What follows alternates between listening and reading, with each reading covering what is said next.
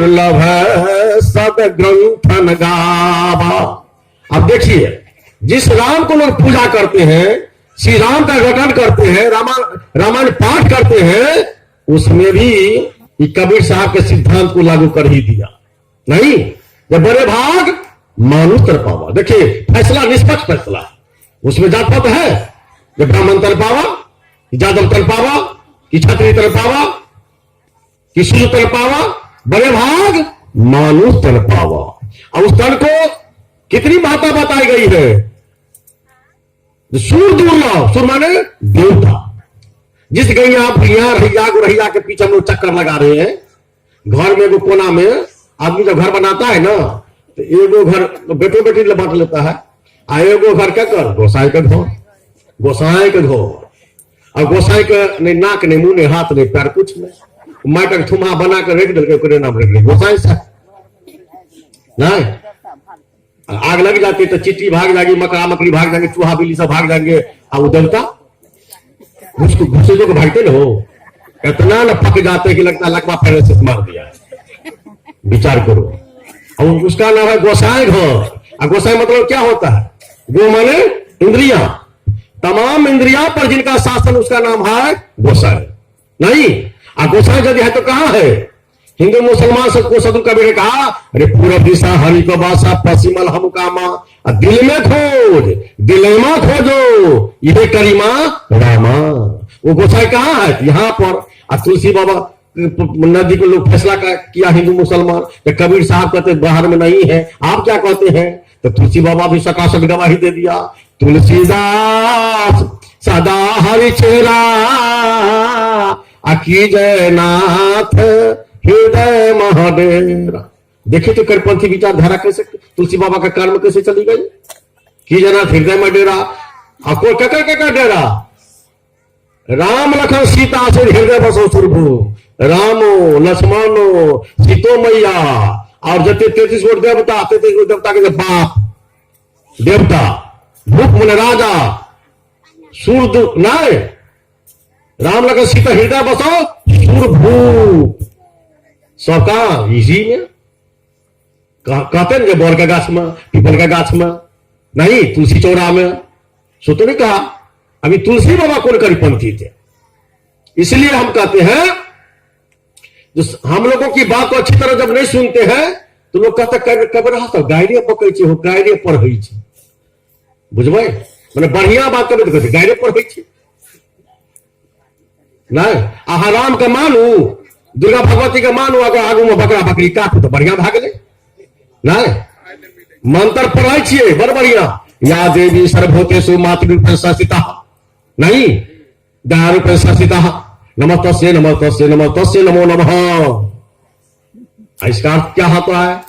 जो देवी माता सभी जीवों में मां के रूप में है, दया के रूप में है, उनको तरवार नमन, नमस्तस्यै नमस्तस्यै नमस्तस्यै नमो नमः। नहीं, और उसी देवी मैया के सामने में लाखों लाख संख्या में बकरा बकरी को बलि के नाम पर खुद की धारा बहा देते हैं, आप महान हो गए, आप ब्राह्मण कहलाए। नहीं, ये कौन सी बात है? ये पूजा हो गई। बोलते हैं कुछ, करते हैं कुछ।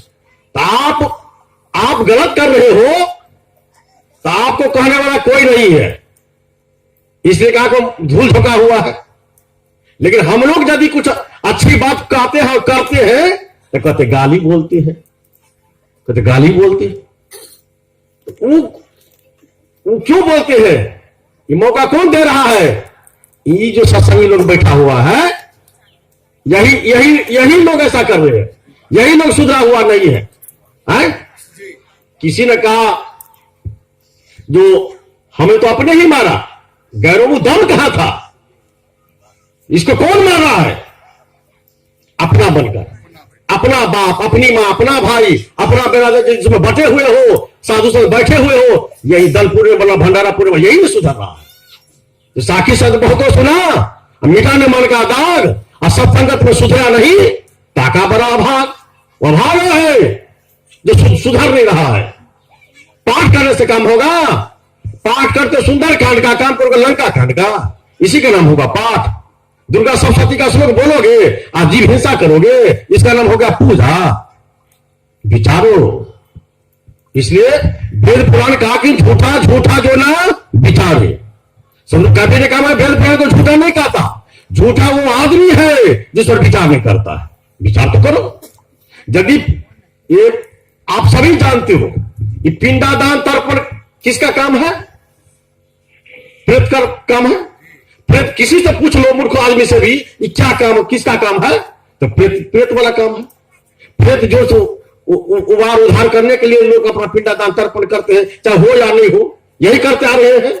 लेकिन विचारा यहां तक जो प्रेत मानता है कौन, ये क्यों किया जाता है, केस क्यों कटाया जाता है, कटाना चाहिए कि नहीं कटाना चाहिए?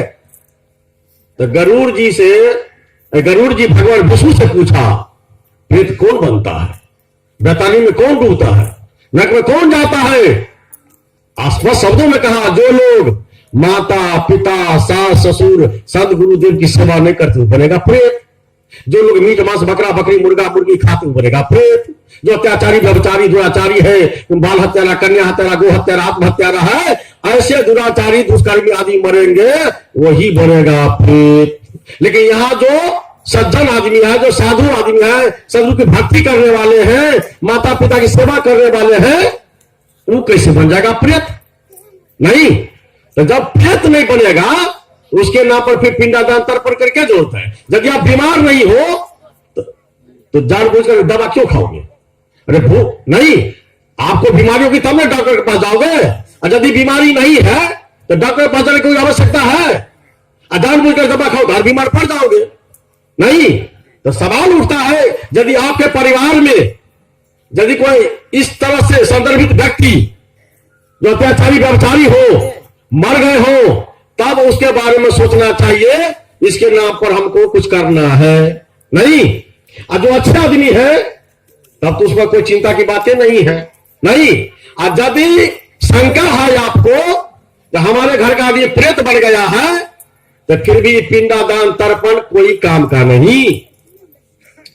आप लोग गौर से सुनिए और दूसरे को भी जवाब देने के लिए मैं कह रहा हूं जो सीखिए, सुनिए गौर से, तो प्रमाण दीजिए।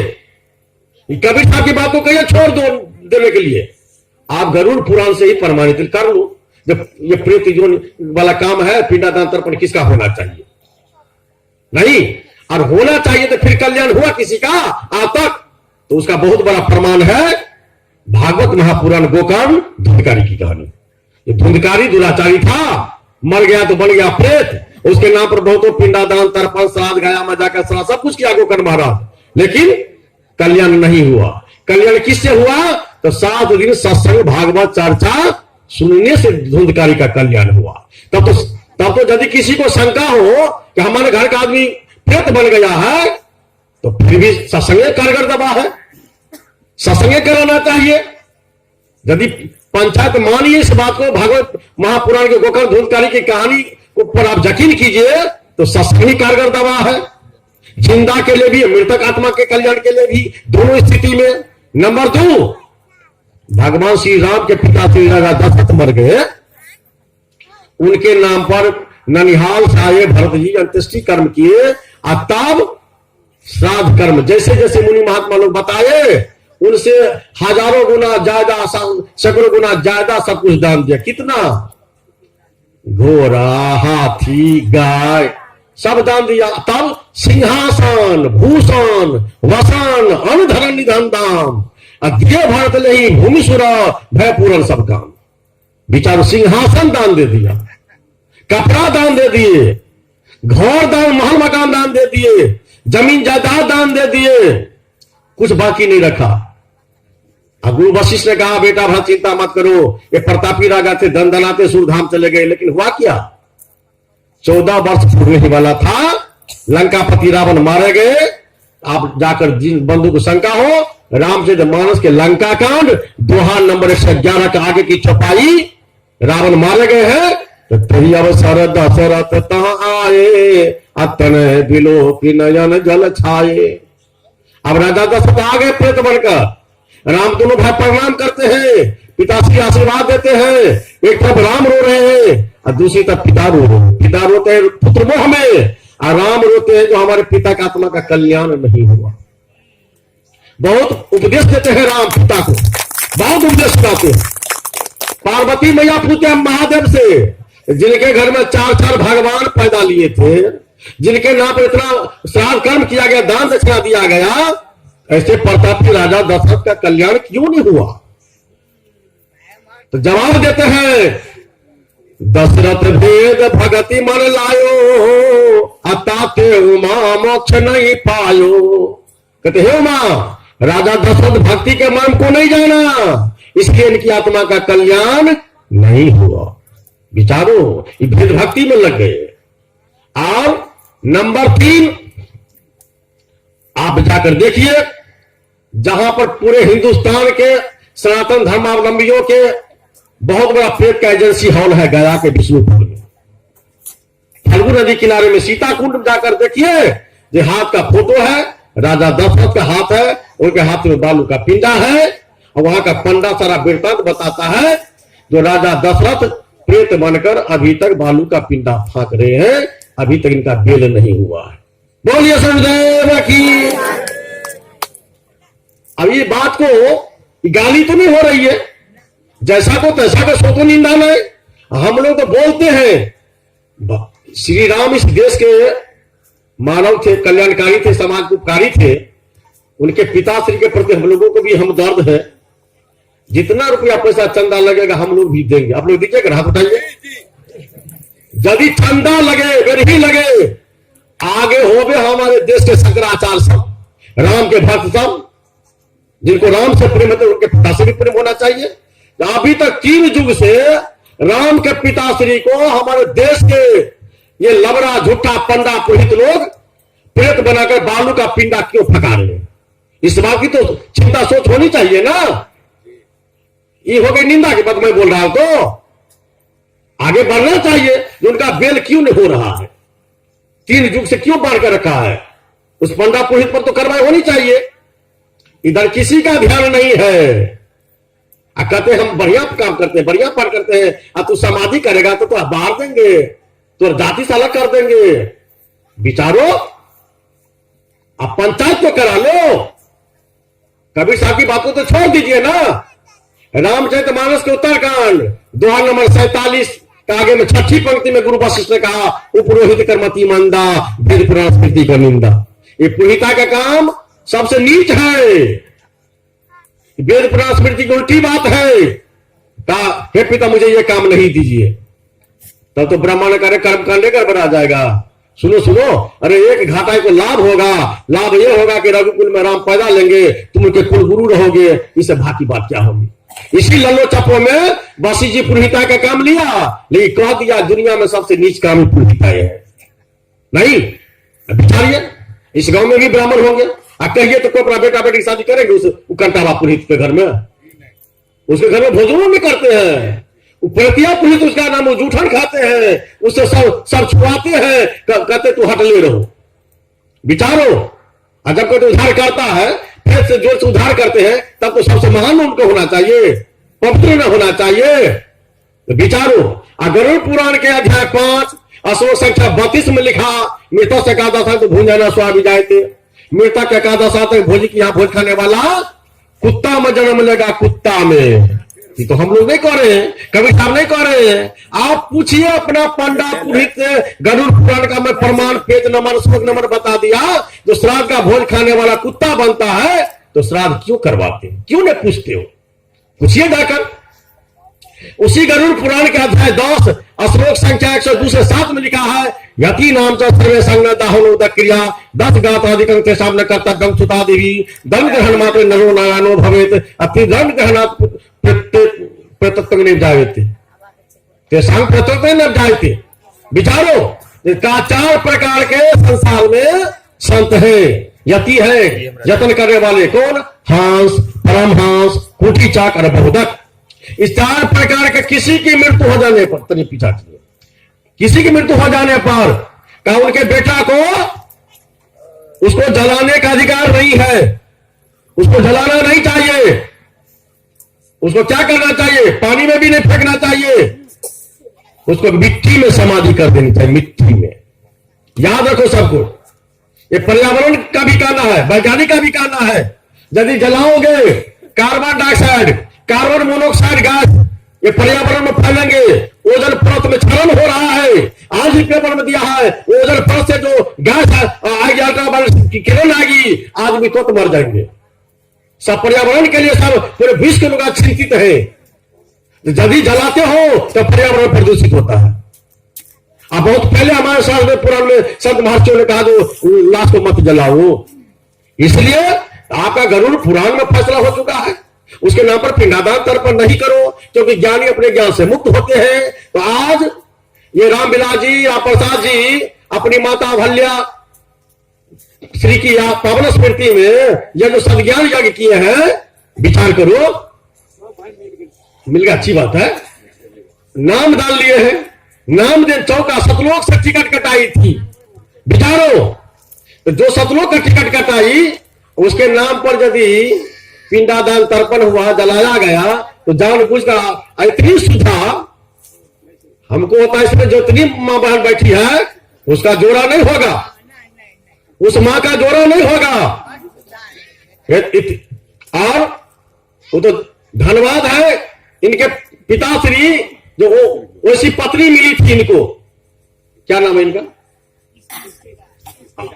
किसकी, इसकी था, अब बुझिए, ऐसी धर्माता जो शायद उनको कोई गुस्सा नहीं देखे होंगे, कोई गाली नहीं सुने होंगे, इतनी सीधा सापटा पवित्र हृदय वाली थी।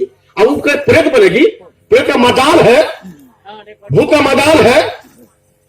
अब ऐसी मां के नाम पर कलंक लगा देना कितना बड़ा कलंक है। उस मां को जला देना, उस मां के नाम पर पिंडादान तर्पण कर देना, उसके नाम पर के ये पिंडा करना या बाल कटाना। सदगुरु कबीर का केसर कहा बिगाड़िया, जो मोरो सवार मन को कार्य मूर्ता जामे विषय विकार, मुन मुराय हरि मिले सबको ले मुराय, अब बार बार के मूर्ते भेजा कूट जाए। अरे दो दुर्गुण कहाँ है, मन में है, इसको ना साफ करो सत्संग में जाकर। ऊपर से बाल काटा लो उससे होगा, अब ठीक महाराज से कहा आ गया, छुटका लगा तो टीको न कटा लो भाई। और उसी घर में और बेटी पुतो है नहीं, उसको भी ना छुटका लगना चाहिए, उसको भी झोटा कटा लेना चाहिए। एक भी नियम पर है कि हिंदू वालों किसी नियम पर नहीं है। सरकार 18 महीना दे बच्चा के नहीं पूरे हाँ, बच्चा को मिट्टी में दफनाएगा, क्यों, बच्चा को पवित्र माना गया।